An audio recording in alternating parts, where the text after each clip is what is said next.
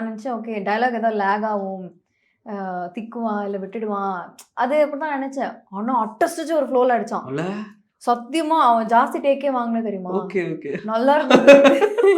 நானே நல்லா பண்ணியிருக்கேன். சரி சரி போ. அவ்வளவுதான். பசங்க அப்படிதான் கொஞ்சம் கெத்து மெயின்டைன் பண்ணுவாங்க. இல்ல அவன் ரொம்ப ஸ்வீட். ஸ்வீட். ஓகே ஆமா. Okay okay.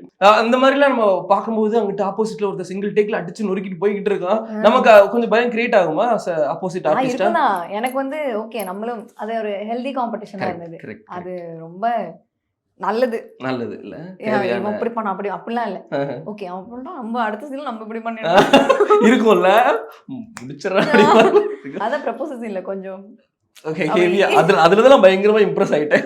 ஏன்னா நானும் கண்ணே கவிதா கடற்கரை சென்று காலம் ஃபுல்லா செல்லலாமா அப்படிங்கிற மாதிரிலாம் கவிதை போட்டா போடா பரதேசி என்ன குப்பையா ஆள்றது அப்படிங்கிற மாதிரி கலாச்சுட்டு போயிருவாங்க நம்மள. பட் அந்த ப்ரொபோசல் மைண்ட்ல நான் வச்சுக்கிறேன்.